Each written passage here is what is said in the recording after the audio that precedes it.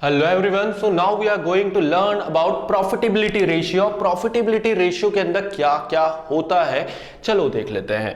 Profitability ratio, the profitability of financial performance is mainly summarised in income statement. Income statement मतलब profit and loss account, जहां पर हमको ये देखने को मिल जाता है कि हमने कितना प्रॉफिट अर्न करा है ना, पूरी समराइज्ड फॉर्म में हमको मिल जाता है। ठीक है, profitability ratios are calculated to analyse the earning capacity of the business. ठीक है, प्रॉफिट रेशियो हम कैलकुलेट कर रहे हैं, क्यों?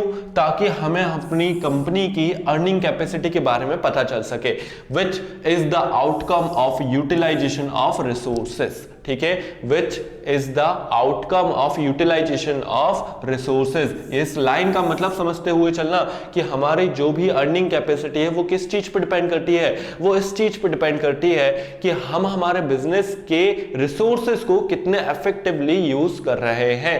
क्लियर है? In the business there is a close relationship between the profit and the efficiency. ठीक है, बिल्कुल सही बात है। अगर आपके पास बहुत सारे एसेट्स है, आपके पास बहुत अच्छे अच्छे एम्प्लॉइज है, लेकिन आप ढंग के तरीके से उनका यूटिलाइजेशन नहीं कर पा रहे हो, मतलब आपके बिजनेस में प्रॉफिट नहीं होगा। लेकिन अगर कहीं ना कहीं आपके पास कम एसेट्स हैं या कम एम्प्लॉइज हैं, लेकिन फिर भी आप अगर अच्छे से उसको एफिशिएंटली यूज कर रहे हो, मतलब फिर भी आप कहीं ना कहीं उस एंटरप्राइज से ज्यादा प्रॉफिट अर्न कर सकते हो जो कि अपने रिसोर्सेज का एफिशिएंट यूटिलाइजेशन नहीं कर रहा है। इसलिए ही तो कहते हैं कि प्रॉफिट और एफिशिएंसी बहुत इंटर रिलेटेड है। जितनी ज्यादा एफिशिएंसी होगी उतना ज्यादा प्रॉफिट होगा, with which the resources employed in the business, ठीक है, are utilised. The various ratios which are commonly used to analyze the profitability of the business are, तो ऐसे 5 रेशियो है जो हमें हमारी प्रॉफिटेबिलिटी के बारे में इंफॉर्म कर सकते हैं। वो कौन कौन से 5 रेशियो होंगे?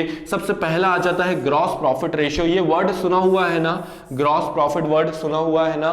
लास्ट ईयर हमने trading and profit and loss account बनाया था। ट्रेडिंग अकाउंट के जो लास्ट में बच रहा था ग्रॉस प्रॉफिट, उसको हम वहां पर हमने लास्ट ईयर हमने जो trading and profit and loss account बनाया था, ट्रेडिंग अकाउंट का रिजल्ट हमको या तो ग्रॉस प्रॉफिट मिलता था या तो हमें ग्रॉस लॉस मिलता था। वहां पे हमने ये वर्ड, इस वर्ड को सुना था। तो ग्रॉस प्रॉफिट रेशियो, ठीक है, इसके बाद operating ratio, operating profit ratio और नेट प्रॉफिट रेशियो, और फाइनली आ जाता है रिटर्न ऑन इन्वेस्टमेंट और return on capital employed ratio. ये 5 रेशियो प्रॉफिटेबिलिटी रेशियोज के अंदर हमको पढ़ने हैं। क्लियर है? चलो सबसे पहले हम ग्रॉस प्रॉफिट रेशियो को थोड़ा अच्छे से देख लेते हैं, क्या है इस रेशियो के अंदर। Gross profit ratio, gross profit ratio as a percentage of sales, ठीक है, as a percent of sales is computed to have an idea about gross margin, about gross margin. It is computed as follows gross profit upon net sales. ठीक है, तो हम यहां पर क्या कर रहे हैं, हम यहां पर देख रहे हैं कि हमने कितनी सेल्स करी और हमें कितना कितना ग्रॉस प्रॉफिट हुआ। ठीक है, तो हम यहां पर हमारी एफिशिएंसी चेक कर रहे हैं और इसका सिंपल सा फॉर्मूला है। इसका सिंपल सा फॉर्मूला क्या है, हमको ऊपर लिखने का है, हमको ऊपर हम यहां पर लिखेंगे gross profit divided by net sales. ठीक है, नेट सेल्स इंटू 100। ठीक है, gross profit into net divided by net sale into 100। एक बार मैं आपको बताता हूं ग्रॉस प्रॉफिट अपन ने कहां देखा है दोबारा से। ट्रेडिंग अपन ने लास्ट ईयर इस तरीके से ट्रेडिंग एंड पीएनएल अकाउंट बनाया था, ट्रेडिंग एंड पीएनएल अकाउंट बनाया था। इसमें जब हम ऊपर कैलकुलेट कर लेते थे, जब हम इसमें ऊपर कैलकुलेट कर लेते थे ट्रेडिंग अकाउंट वाली बातें, यहां पर पर्टिकुलर, यहां पर रुपीज, ये पर्टिकुलर रुपीज, यहां पे हम सेल्स लिखा करते थे और यहां पे हम हमारे डायरेक्ट एक्सपेंसेस को रिकॉर्ड किया करते थे। और अगर बैलेंस यहां पे बचता था तो हम उसको बोल देते थे कि वो हमारा क्या है, वो तो हमारा ग्रॉस प्रॉफिट है, वो हमारा क्या है, वो तो हमारा ग्रॉस प्रॉफिट है। ठीक है, फिर इसके बाद इसी ग्रॉस प्रॉफिट को हम यहां पे हम क्या करते थे, हम यहां पे कैरी डाउन करते थे और फिर इसमें से हम इनडायरेक्ट एक्सपेंसेस, इसमें से हम इनडायरेक्ट एक्सपेंसेस, और ये बातें मैं आपको क्यों बता रहा हूं, क्योंकि अभी नेट प्रॉफिट वर्ड भी आने वाला है। ठीक है, इनडायरेक्ट एक्सपेंसेस और इनडायरेक्ट इनकम्स को रिकॉर्ड करते थे और फिर फाइनली हमें हमारा क्या मिल जाता था, हमें हमारा यहां पर नेट प्रॉफिट मिल जाता था, जो यहां पे ऐसा बैलेंस निकल के आता था, ठीक है, जो यहां पे ऐसा बैलेंस निकल के आता था, टू नेट प्रॉफिट, ठीक है, टू नेट प्रॉफिट यहां पर हमको मिल जाता था। क्लियर है, ठीक है, यहां पर फाइनली हमको क्या मिल जाता था, टू नेट प्रॉफिट मिल जाता था। तो ये रफली फॉर्मेट है जो हमने लास्ट ईयर पढ़ा था, ठीक है। तो ग्रॉस प्रॉफिट रेशियो हमें क्या बता रहा है, हमें ये बता रहा है कि ग्रॉस प्रॉफिट हमारा कितना है इन कंपैरिजन टू सेल्स, ठीक है। अच्छा, मैं आपको एक एग्जांपल बताता हूं, ठीक है। मान लो कि एक फर्म का ग्रॉस प्रॉफिट 20,000 था, ठीक है, एक फर्म का ग्रॉस प्रॉफिट 20,000 था और उसकी सेल्स 1 लाख थी, उसकी सेल्स कितनी थी, 1 लाख थी, ठीक है। और एक दूसरा, ये क्या है, ये ग्रॉस प्रॉफिट है, ठीक है, और ये क्या है, ये सेल्स है, ठीक है, ये ग्रॉस प्रॉफिट, ये सेल्स हो गया। एक दूसरा फर्म है जिसका नाम क्या है, बी, ठीक है, इसकी जो ग्रॉस प्रॉफिट है वो है 5,000, ठीक है, और इसकी जो सेल्स हुई है वो कितनी हुई है, वो हुई है 20,000, ठीक है, इसकी जो सेल्स हुई है वो कितनी हुई है, 20,000। ये हमारा ग्रॉस प्रॉफिट है और ये हमारा सेल्स है, ठीक है। अब मुझे बताओ कि किसकी ज्यादा प्रॉफिटेबिलिटी दिख रही है, मतलब कौन ज्यादा अच्छा फर्म है, ठीक है, कौन सा फर्म ज्यादा अच्छा है। तो हम यहां पर हमने तो पढ़ा ही है स्टार्टिंग से कि जब हम रेशियो एनालिसिस पढ़ रहे हैं, मतलब हम फर्म्स को कंपेयर कर सकते हैं आसानी से। तो चलो मुझे बताओ कि कौन सा फर्म यहां पर अच्छा है, पहले खुद कैलकुलेट करना फिर मुझे बताना। बहुत ही सिंपल है, यहां पर हमारे पास ग्रॉस प्रॉफिट है, नेट सेल्स है, हम उसमें 100 का मल्टीप्लीकेशन कर देंगे दोनों साइड पे। अगर हम यहां पर 100 मल्टीप्लाई करते हैं तो देखो क्या रिजल्ट आपके सामने आएगा। यहां पर हमारे सामने जो रिजल्ट आएगा वो ये आएगा कि इसका ग्रॉस प्रॉफिट रेशियो आ रहा है 20%, है ना। और ये बात भी हमेशा ध्यान रखना कि प्रॉफिटेबिलिटी रेशियो कौन से बेसिस पे, परसेंट के बेसिस पे कैलकुलेट किए जाते हैं, ठीक है। इसके बाद यहां पर अगर हम देखें तो यहां पर हमको क्या देखने को मिलेगा कि इसका जो ग्रॉस प्रॉफिट रेशियो आ रहा है वो आ रहा है 25%, इसका ग्रॉस प्रॉफिट रेशियो आ रहा है 25%। तो देखने में तो हमको ये ज्यादा अच्छा लग रहा था, ठीक है, देखने में तो हमें ये फर्म ए ज्यादा अच्छा लग रहा था, लेकिन एक्चुअल में फर्म बी ज्यादा अच्छा काम कर रहा है एज कंपेयर टू फर्म ए। इसका ग्रॉस प्रॉफिट रेशियो कितना आ रहा है, 25% आ रहा है, और इसका ग्रॉस प्रॉफिट रेशियो कितना आ रहा है, केवल 20% ही आ रहा है। मतलब ये इसने अगर 1 लाख की सेल जिस दिन कर दी उस दिन इसका 25,000 तक का ग्रॉस प्रॉफिट हो जाएगा, और वही 1 लाख की सेल पर जो फर्म ए है वो 20,000 प्रॉफिट ही अर्न कर पा रहा है। क्लियर है, यहां पर इस तरीके से हम कंपेयर कर सकते हैं with the help of gross profit ratio, ठीक है। इसके बाद नेक्स्ट आ जाता है हमारा ऑपरेटिंग रेशियो। ऑपरेटिंग रेशियो की भी कहानी बहुत अच्छी है। ऑपरेटिंग रेशियो हमें क्या बताता है कि हम हमारे बिजनेस के रिसोर्सेज को कितने एफिशिएंटली यूज कर रहे हैं, ठीक है। Operating ratio it is computed to analyse the cost of operation in relation to sale. Cost of operation in relation to sale मतलब कि हमने जितना भी सामान बेचा, ठीक है, हमने जितना भी सामान बेचा उसके कंपैरिजन में हमारा कॉस्ट ऑफ ऑपरेशन कितना लगा, ठीक है। मतलब ऑपरेशन का मतलब यहां पे ये है कि जिस पर्पस के लिए हमने बिजनेस को सेटअप करा था, ठीक है। फॉर एग्जाम्पल अगर बॉटल मैन्युफैक्चरिंग कंपनी है तो मैंने बॉटल्स बनाना, बॉटल्स को बेचना, इसलिए मैंने अपने बिजनेस को सेटअप करा था, है ना, सही बात, ठीक है। तो अगर मैं ऑपरेट कर रहा हूं, ऑपरेटिंग करते समय मेरा कॉस्ट ऑफ ऑपरेशन कितना लग रहा है उसका और सेल्स, इन दोनों का कंपैरिजन में यहां पे कर रहा हूं ऑपरेटिंग रेशियो निकालने के लिए, ठीक है। तो it is computed to analyse cost of operation in relation to sale. It is calculated as follows. Operating ratio का फॉर्मूला क्या हो जाता है, cost of sales plus operating expenses, मतलब cost of operation, cost of goods sold आप बोल सकते हो, divided by net revenue from operation into 100। अगर हम इसका फॉर्मूला देखें ऑपरेटिंग रेशियो का, अगर हम फॉर्मूला देखें तो उसका फॉर्मूला होता है कॉस्ट ऑफ सेल्स, ठीक है। कॉस्ट ऑफ सेल्स मतलब होता है COGS, ठीक है, COGS cost of goods sold plus operating expenses divided by net revenue from operation. ध्यान देना, इसका फॉर्मूला प्रॉपर मैनर में लिख लेते हैं जिस मैनर में हमको कॉपी में सॉल्व करते वक्त लिखना है। तो ऑपरेटिंग रेशियो, ठीक है, ऑपरेटिंग रेशियो का सिंपल सा फॉर्मूला है, क्या फॉर्मूला है इसका, कॉस्ट ऑफ गुड्स सोल्ड, ठीक है, cost of revenue from operation या कॉस्ट ऑफ गुड्स सोल्ड, ठीक है, कॉस्ट ऑफ गुड सोल्ड, यहाँ पे हमने जो सामान बेचा है वो सामान बनाने में हमको कितना खर्चा लग गया, ठीक है। एक्चुअली सामान बनाने के लिए जो सामान हमने बेचा है उसको बनाने में जो खर्चा लगा, ठीक है, वो खर्चा तो हम किसी भी प्रकार से उसको अवॉइड नहीं कर सकते, ठीक है। तो cost of goods sold plus operating expenses plus operating expenses. अब ऑपरेटिंग एक्सपेंसेस क्या होता है मैं आपको बता देता हूं। Operating expenses divided by revenue from operation, divided by revenue from operation into 100, ठीक है, divided by revenue from operation into 100 हमने यहां पर करा, ठीक है। अब ऑपरेटिंग एक्सपेंसेस क्या हो जाता है? ऑपरेटिंग एक्सपेंसेस मतलब वो खर्चे जो कि बिजनेस को चलाने के लिए लग रहे हैं। मतलब अगर आपने एम्प्लॉयज को रखा हुआ है तो उनको सैलरी देना पड़ेगी, ठीक है। अगर आपको सामान बेचना है तो आपको एडवर्टाइजमेंट करना पड़ेगा, ठीक है। ये सारे ऑपरेटिंग एक्सपेंसेस आ जाते हैं, ठीक है। ये सब किस में आ जाएगा? ऑपरेटिंग एक्सपेंसेस में आ जाएगा। अच्छा, ऑपरेटिंग एक्सपेंसेस तो ठीक है, क्लियर हो रहा है, लेकिन ये और क्लियर हो जाएगा कब? जब मैं आपको नॉन ऑपरेटिंग का एग्जांपल बताऊंगा। एक सिंपल सा एग्जांपल कंसीडर करते हैं non operating expenses, non operating income को समझने के लिए। हम क्या बनाते हैं? हमारी जो फैक्ट्री है ना वो बनाती है बॉटल्स, ठीक है। क्या बनाती है? बॉटल्स बनाती है, ठीक है। बॉटल्स बनाकर बेचने का हमारा काम है, ठीक है, ये हमारा काम है। अब बॉटल्स बनाने के लिए हमारे पास मशीन्स वगैरह भी पड़ी हुई हैं, ठीक है। बॉटल्स बनाने के लिए हमारे पास मशीन्स भी रखी हुई हैं। तो अगर मैं बॉटल बेचकर पैसा कमा रहा हूं तो ये तो मेरी ऑपरेटिंग इनकम हो जाएगी, ठीक है। लेकिन अगर ये मैंने मशीन्स उठा के बेच दी, ये मैंने मशीन ही उठा के बेच दी, ठीक है। मशीन बेचना क्या मेरा काम था? नहीं, मेरा काम क्या था? बॉटल बना के मैं बेचूं, ठीक है। अगर मैंने यहां पे मशीन ही बेच दी, और बेचते समय मान लो मुझे 20,000 का हो गया लॉस, ठीक है, 20,000 का मुझे हो गया लॉस, तो इसको मैं क्या बोलूंगा?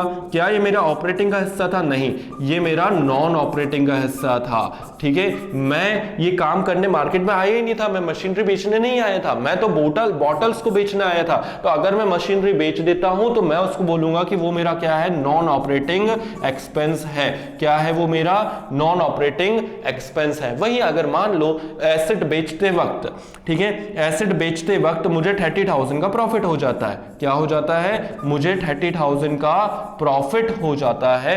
तो उस केस में मैं इसको बोल दूंगा कि हाँ, ये मेरा क्या है? ये मेरा नॉन ऑपरेटिंग, ये क्या है? ये नॉन ऑपरेटिंग इनकम है। क्लियर है? ठीक है। नॉन ऑपरेटिंग क्यों? क्योंकि मैं ये करने ही नहीं आया था, वो तो एसेट मैंने बेच दिया तो मुझे प्रॉफिट हो गया, तो वो क्या हो जाएगा? वो नॉन ऑपरेटिंग इनकम हो जाएगा, ठीक है। क्लियर है? तो ऑपरेटिंग एक्सपेंसेस, आई होप आपको क्लियर होगा। ऑपरेटिंग एक्सपेंसेस मतलब क्या? जो बिजनेस को चलाने के लिए चल रहा है, जो बिजनेस को चलाने के लिए एक्सपेंसेस हो रहे हैं, जैसे एडवर्टाइजमेंट, सैलरी, वेजेस, ये सारी चीजें। Depreciation is also kind of operating expenses. Okay, so यहां पर ऑपरेटिंग रेशियो का ये सिंपल सा फॉर्मूला है, एक बार अपन और देख लेते हैं ऑपरेटिंग एक्सपेंसेस के बारे में। Operating expenses include office expenses, हमने ऑफिस बना के रखा है, ऑफिस में खर्चे लगते हैं, ऑफिस एक्सपेंसेस, एडमिनिस्ट्रेटिव एक्सपेंसेस, ठीक है, सेलिंग एंड डिस्ट्रीब्यूशन एक्सपेंसेस, ये सारी चीजें किस में आ जाएंगी? ये सारी चीजें ऑपरेटिंग एक्सपेंसेस में आ जाएंगी, ठीक है। इसके बाद cost of operation is determined by excluding non operating incomes and non operating income and expenses such as loss on sale of asset, हमने एसेट बेचा और हमें लॉस हो गया। इंटरेस्ट पेड, अब ये जो इंटरेस्ट पेड है, डिविडेंड रिसीव्ड है, और लॉस बाय फायर है, स्पेकुलेशन गेन और सो ऑन, ये सारी चीजें ध्यान से समझना। देखो अभी आप आने वाले समय में एक चैप्टर पढ़ोगे कैश फ्लो स्टेटमेंट, वहां पे ये चीजें और अच्छे से बेहतरीन तरीके से क्लियर मैं आपको करूंगा। लेकिन यहां पर ध्यान देना कि इंटरेस्ट आपने पे करा, ठीक है, इंटरेस्ट आपने पे करा, ये आपका फाइनेंस वाला पार्ट है, ठीक है, फाइनेंस एक्टिविटी का पार्ट है। ये आप इसको बोल सकते हो कि ये फाइनेंसिंग एक्सपेंस है। आपने अपने बिजनेस को क्या करा था? आपने अपने बिजनेस को फाइनेंस करा था, मतलब आपने लोन लिया, ठीक है, आपने अपने लोन लिया, मतलब आपने अपने बिजनेस को फाइनेंस करा है, ठीक है। तो यहां पर अगर आप उस पर लोन पे इंटरेस्ट पे कर रहे हो, मतलब ये आपका फाइनेंसिंग एक्सपेंस है, ठीक है, ये आपका ऑपरेटिंग एक्सपेंसेस नहीं है। आप क्या मार्केट में लोन ही लेने आए थे? नहीं, आप क्या करने आए थे? आप बॉटल बनाकर बेचने आए थे, ठीक है। तो बनाने के लिए जो मशीनरी चाहिए थी, मशीनरी को खरीदने के लिए आपने लोन लिया, उस पर आप अगर इंटरेस्ट पे कर रहे हो तो वो आपके ऑपरेटिंग का पार्ट नहीं होगा, वो आपकी फाइनेंसिंग एक्सपेंसेस का पार्ट होगा। ठीक है, तो क्लियर होनी चाहिए यहां पर सारी चीजें। तो cost of operation is determined by excluding, ठीक है, कॉस्ट ऑफ ऑपरेशन, यहां पर सारा जो कॉस्ट ऑफ ऑपरेशन है वो अपन कैसे कैलकुलेट कर रहे हैं, non operating incomes and expenses such as loss on sale of asset, interest paid, loss. ठीक है, स्पेकुलेशन गेन होता है कि मतलब आपने क्या करा, आपने इन्वेस्टमेंट करी कहीं पर, ठीक है, और पता चला कि 2 साल बाद जब आप उस इन्वेस्टमेंट को सेल कर रहे हो तो आपको प्रॉफिट हो जाता है। ठीक है, तो इसको बोलते हैं स्पेकुलेशन गेन। ठीक है, तो ये सारी चीजें हमको इंक्लूड नहीं करना है, हमको केवल किस पे फोकस करना है, हमारे ऑपरेटिंग वाले पार्ट पे। ठीक है, हमारे ऑपरेटिंग वाले पार्ट पे जो हम काम करने आए थे मार्केट में। क्लियर है? ओके, चलो अब नेक्स्ट रेशियो के बारे में हम पढ़ते हैं। नेक्स्ट रेशियो है हमारा operating profit ratio. Last ratio जो हमने पढ़ा उस रेशियो से हमको ये पता चल गया कि हमारे बिजनेस को हम एफिशिएंटली ऑपरेट कर पा रहे हैं कि नहीं कर पा रहे हैं। ठीक है, इस रेशियो के अंदर, ऑपरेटिंग प्रॉफिट रेशियो के अंदर हम क्या कैलकुलेट करेंगे, it is calculated to reveal operating margin. ठीक है, ऑपरेटिंग मार्जिन मतलब जब हम याद है लास्ट ईयर जब हमने प्रॉफिट एंड लॉस अकाउंट बनाया तो उसमें हमने सब इंक्लूड कर दिया। ठीक है, सारे एक्सपेंसेस, फाइनेंस एक्सपेंस हमने इंक्लूड कर दिए उसके अंदर हमने हर एक तरीके का एक्सपेंस इंक्लूड कर दिया। लेकिन हम यहां पर क्या देख रहे हैं, हम यहां पर ऑपरेटिंग मार्जिन देख रहे हैं। इसका मतलब यह है कि हम यहां पर इस चीज को कैलकुलेट करना चाह रहे हैं कि अगर हम केवल ऑपरेटिंग एक्सपेंसेस को ही इंक्लूड करें, हम केवल ऑपरेटिंग इनकम्स को ही इंक्लूड करें तो हम कितना प्रॉफिट कमाते हैं। ठीक है, that will be equal to operating profit. It may be computed directly or as a residual of operating ratio. ठीक है, तो यहां पर हमने ऑपरेटिंग रेशियो में, मैंने आपको अभी इस वीडियो के स्टार्टिंग में बताया था कि there is a great relationship between the efficiency and the profit. ठीक है, तो एफिशिएंसी के बारे में हमने कहां पर कैलकुलेट कर लिया, एफिशिएंसी के बारे में, ऑपरेटिंग एफिशिएंसी के बारे में हमने ऑपरेटिंग रेशियो जब हम पढ़ रहे थे, हम क्या पढ़ रहे थे, ऑपरेटिंग रेशियो जब हम पढ़ रहे थे उधर हमने देख लिया। ठीक है, और जितनी ज्यादा अच्छी एफिशिएंसी होती है उतना ही ज्यादा अच्छा प्रॉफिट होता है। बोलो हाँ।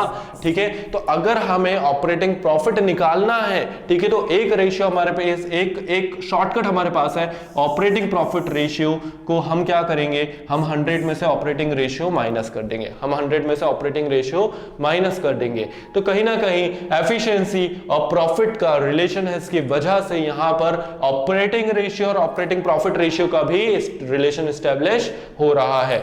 अल्टरनेटिवली, ठीक है, अगर आप इस पे नहीं जाना चाहते हो, वैसे नहीं जाना, आपको यही करना है। ठीक है, alternatively it is calculated as under operating profit ratio is equal to operating profit divided by revenue from operation into 100। ठीक है, एक बार इसी फॉर्मूले को अपन दोबारा लिखेंगे कि यहां पर ऑपरेटिंग प्रॉफिट रेशियो क्या होता है, ऑपरेटिंग प्रॉफिट रेशियो हमारा हो जाता है, सिंपल सा है, operating profit ratio is equal to operating profit divided by net sales. ठीक है, operating profit divided by net sales into 100। ठीक है, चलो अब ऑपरेटिंग प्रॉफिट हम कैसे कैलकुलेट करते हैं वो अपन बहुत डिटेल में देखेंगे जब अपन इसके प्रैक्टिकल क्वेश्चंस को सॉल्व करेंगे।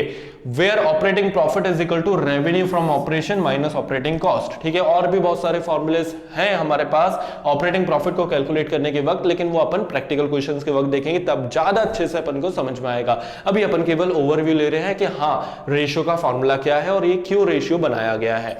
ठीक है, revenue from operation minus operating cost, हमने जितना भी सामान बेचा उसमें से हमने क्या करा, उसमें से हमने ऑपरेटिंग कॉस्ट को माइनस कर दिया, हमारे पास क्या आ जाएगा, हमारे पास ऑपरेटिंग प्रॉफिट आ जाएगा। उसको हम सेल्स से कंपेयर करके परसेंट कैलकुलेट करेंगे, जिसकी मदद से हमारा क्या ऑपरेटिंग प्रॉफिट रेशियो कैलकुलेट हो जाएगा। ओके, सो जल्दी से इसको नोट डाउन करते चलना।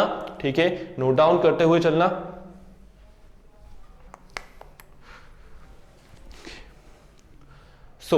Now let's see our fourth ratio, net profit ratio. ठीक है, फोर्थ रेशियो हम देख लेते हैं, नेट प्रॉफिट रेशियो के बारे में हम देख लेते हैं। Net profit ratio is based on all inclusive concept of profit. ठीक है, केवल हम प्रॉफिट के ही नजर रखेंगे, ठीक है, प्रॉफिट पे ही नजर रखेंगे। It relate sales to net profit after operational as well as non operational expenses and income. मतलब ऑपरेटिंग इनकम हो या नॉन ऑपरेटिंग इनकम हो, सब हमने जो है इंक्लूड एक्सक्लूड कर चुके हैं। और फाइनली हमारे पास नेट प्रॉफिट जो बच रहा है उसको हम कंपेयर कर रहे हैं किससे, हमारी सेल्स से। ठीक है, और याद होगा अभी मैंने आपको फॉर्मेट भी बना के दिखाया था। ठीक है, यहां पर ये जो हमारा ट्रेडिंग एंड पीएनएल अकाउंट है इसके आखिरी में, ठीक है, यहां पर अपन ने सेल्स लिखा, फिर यहां पे डायरेक्ट एक्सपेंसेस को इंक्लूड करा, फिर उसमें से हमने सेल्स में से क्या करा, डायरेक्ट एक्सपेंसेस को हटा दिया। फाइनली हमारे पास क्या आया, ग्रॉस प्रॉफिट आया। ग्रॉस प्रॉफिट को हमने यहां पर लिखा, फिर जितने भी हमारे इनकम्स थी उसको हमने यहां पर लिख दिया, जितने भी हमारे एक्सपेंसेस थे उसको हमने यहां पर लिख दिया, और फाइनली हमारे पास क्या बचा, फाइनली हमारे पास नेट प्रॉफिट बचा। इस नेट प्रॉफिट को उठा के हम कंपेयर कर रहे हैं किससे, इस नेट प्रॉफिट को उठाकर हम कंपेयर कर रहे हैं हमारी सेल्स से, और फिर हम कैलकुलेट कर रहे हैं हमारा नेट प्रॉफिट रेशियो। तो नेट प्रॉफिट रेशियो क्या हो जाएगा, नेट प्रॉफिट रेशियो हमारा हो जाएगा net profit divided by sales, net profit divided by sales into 100। Clear है, ये हमारा नेट प्रॉफिट रेशियो हो जाएगा। तो net profit ratio is equal to net profit divided by revenue from operation, मतलब sales into 100। Generally net profit refers to profit after tax. हाँ, यहां पे इस चीज को इंक्लूड कर लिया कि ये जो हम नेट प्रॉफिट उठा रहे हैं ये टैक्स देने के बाद का प्रॉफिट है, नेट प्रॉफिट आफ्टर टैक्स है। ठीक है, टैक्स दे देने के बाद के नेट प्रॉफिट को हम उठाते हैं। मतलब अगर मान लो कि आपकी इनकम हुई कितने की, 2 लाख की। ठीक है, आपकी इनकम हुई 2 लाख की, और उसमें से मान के चलते हैं कि 30,000 आप टैक्स भर के आ गए, 30,000 आप टैक्स भर के आ गए, तो अब आपके पास कितने रुपए बचे, अब आपके पास बचे कितने, 1,70,000। तो इसको हम बोलते हैं, ये जो 2 लाख रुपए हैं हम इसको बोलते हैं प्रॉफिट बिफोर टैक्स। इसको हम क्या बोलेंगे, प्रॉफिट बिफोर टैक्स। ठीक है, और ये जो 1,70,000 रुपए आपके पास आया है इसको आप क्या बोलोगे, प्रॉफिट आफ्टर टैक्स। इसको आप क्या बोलोगे, प्रॉफिट आफ्टर टैक्स। तो हमें इस वाले प्रॉफिट से मतलब है, हम ये वाले नेट प्रॉफिट को उठाएंगे, ना कि हम ये 2 लाख रुपए वाले नेट प्रॉफिट को उठाएंगे। ठीक है, तो net profit divided by sales और revenue from operation multiplied by 100, ये हमारा फॉर्मूला बन जाता है किस चीज का, नेट प्रॉफिट रेशियो का। Coming towards our last ratio under profitability ratio is return on capital employed. अच्छा, नाम से ही समझ में आ रहा है इस रेशियो के बारे में, रिटर्न ऑन कैपिटल एम्प्लॉयड और इन्वेस्टमेंट क्या होता है। मतलब हमने जो पैसा इन्वेस्ट करा, हमने हमारे बिजनेस में जो पैसा इन्वेस्ट करा उस पर हमको कितना रिटर्न मिल रहा है, या जितनी हमने इन्वेस्टमेंट करी उस पर हमको कितने ज्यादा रिटर्न मिल रहा है। जिस बिजनेस को ज्यादा रिटर्न मिल रहा है वो बिजनेस अच्छा है, जिस बिजनेस को कम रिटर्न मिल रहा है वो business as compare to that business ज्यादा एफिशिएंट नहीं कहलाएगा। ठीक है, तो it explain the overall utilisation of fund by business enterprise. पूरा जो बिजनेस एंटरप्राइज है वो किस तरीके से अपने फंड्स को यूटिलाइज कर रहा है। Capital employed means long term funds employed in the business. अगर मैं बात करता हूं यहां पे कैपिटल एम्प्लॉयड की, तो कैपिटल एम्प्लॉयड मतलब क्या होता है, वो पैसा जो हमने बिजनेस में लॉन्ग टर्म के लिए इन्वेस्ट करके रख दिया है। ठीक है, includes share holder fund, debentures, long term loans. ठीक है, तो शेयर होल्डर फंड मतलब जो हमने शेयर्स वगैरह इशू करे थे वो लंबे समय के लिए होता है। लंबे समय मतलब क्या, 1 साल से ज्यादा। ठीक है, लंबे समय मतलब क्या, 1 साल से ज्यादा। तो हमने जो शेयर्स इशू करे हैं, हमने जो डिबेंचर्स इशू करे हैं, हमने जो लॉन्ग टर्म लोन लेके रखा है, that all will comes under capital employed. Alternatively capital employed may be taken as the total of non fictitious asset current liability. Profit refers to the profit before interest and tax. ठीक है, अब यहां पर जो profit हमको include करना है, ध्यान रखना ये बातें। ठीक है, नेट प्रॉफिट के समय जो हमने प्रॉफिट इंक्लूड करा वो प्रॉफिट आफ्टर टैक्स था, लेकिन हम यहां पे जो प्रॉफिट इंक्लूड करेंगे वो होगा profit before interest and tax. ठीक है, profit before interest and tax. ठीक है, मान लो कि आपने 1 लाख रुपए का प्रॉफिट अर्न करा, ठीक है, आपने 1 लाख रुपए का प्रॉफिट अर्न करा, उसमें से 10,000 आप टैक्स भर के आ गए, 10,000 आप टैक्स भर के आ गए, 10,000 आपने इंटरेस्ट पेमेंट कर दी, और फिर आपके पास अब कितने बचे हैं? अब आपके पास बचे हैं केवल 80,000। अब आपके पास बचे हैं केवल 80,000। तो इस 80,000 को आप क्या बोलोगे? Profit after interest and tax, ठीक है। और इस 1 लाख को आप क्या बोलोगे? Profit before interest and tax, मतलब इंटरेस्ट और टैक्स हमने नहीं पे करा है, उसके पहले के प्रॉफिट के बारे में हम बात कर रहे हैं। तो profit before interest and tax कितना हो जाएगा? 1 लाख रुपीस हो जाएगा। और profit refers to profit before interest and tax for computation of this ratio. तो जब हम ये वाला रेशियो कैलकुलेट कर रहे होंगे, हम किसको इंक्लूड करेंगे? हम इसको इंक्लूड करेंगे। Thus it is computed as follows: return on investment or capital employed is equal to profit before interest and tax divided by capital employed into 100। इसका सिंपल सा एक फॉर्मूला बन जाता है। इसका फॉर्मूला क्या बन जाएगा? रिटर्न ऑन इन्वेस्टमेंट रेशियो, ठीक है। देखो बेटा, मैं इसका शॉर्ट फॉर्म लिख रहा हूं, आप मत लिखना, नहीं तो डंडे खा जाओगे टीचर्स से कि बेटा टाइम नहीं है क्या तुम्हारे पास पूरा पूरा लिखने के लिए। तो रिटर्न ऑन इन्वेस्टमेंट रेशियो क्या हो जाता है? रिटर्न ऑन इन्वेस्टमेंट रेशियो हो जाता है profit before interest and tax, ठीक है। Profit before interest and tax, profit before interest and tax, उसमें से उसको हम किससे डिवाइड करेंगे? उसको हम डिवाइड करेंगे हमारे टोटल इंटरेस्ट पेमेंट से। किससे? उसको हम डिवाइड करेंगे हमारे कैपिटल एम्प्लॉयड से, उसको हम डिवाइड करेंगे हमारे कैपिटल एम्प्लॉयड से, क्योंकि अल्टीमेटली हमको किससे कंपेयर करना है? हमको कैपिटल एम्प्लॉयड से करना है कि हाँ हमें इतना रिटर्न मिल रहा है, ठीक है, हमें इतना रिटर्न मिल रहा है और हमने जो है इतना इन्वेस्ट करा है, तो क्या हमारा एंटरप्राइज सही चल रहा है या नहीं चल रहा है। चलो मैं आपको इसका एग्जाम्पल बता देता हूं एक, ठीक है, मैं आपको इसका एग्जाम्पल बता देता हूं एक। फॉर एग्जाम्पल ये फर्म ए है और ये फर्म बी है, ठीक है। अब जो फर्म ए है, अब जो हमारा फर्म ए है वो प्रॉफिट अर्न कर रहा है, मान लो कितने का? 2 लाख रुपीस का। वो प्रॉफिट अर्न कर रहा है कितने का? 2 लाख रुपीस का। और उसकी जो कैपिटल एम्प्लॉयड, मतलब उसने कितना बिजनेस में इन्वेस्ट करके रखा? उसने बिजनेस में इन्वेस्ट करके रखा भैया 10 लाख रुपए, ठीक है। उसने 10 लाख रुपए इन्वेस्ट करके रखा है और जो उसको profit before interest and tax हो रहा है वो हो रहा है 2 लाख रुपए, ठीक है। वो हो रहा है कितना? 2 लाख रुपए। चलो एक दूसरा बिजनेस देखते हैं। वो दूसरा बिजनेस जो है वो प्रॉफिट अर्न कर रहा है कितना? केवल 10,000। और उसने जो है कितना इन्वेस्ट करके रखा है? उसने जो इन्वेस्ट करके रखा है वो 20,000 करके रखा है, ठीक है। उसने 20,000 रुपए का इन्वेस्ट करके रखा है और 10,000 रुपए वो क्या कर रहा है? 10,000 रुपए वो प्रॉफिट अर्न कर रहा है। तो बताओ इन दोनों में से कौन सा फर्म अच्छा है? इन दोनों में से कौन सा फर्म अच्छा है? चलो कैलकुलेट करते हैं। यहां पे profit before interest and tax 2 lakh है, कैपिटल एम्प्लॉयड 10 लाख है, इसको हम मल्टीप्लाई कर देंगे किससे?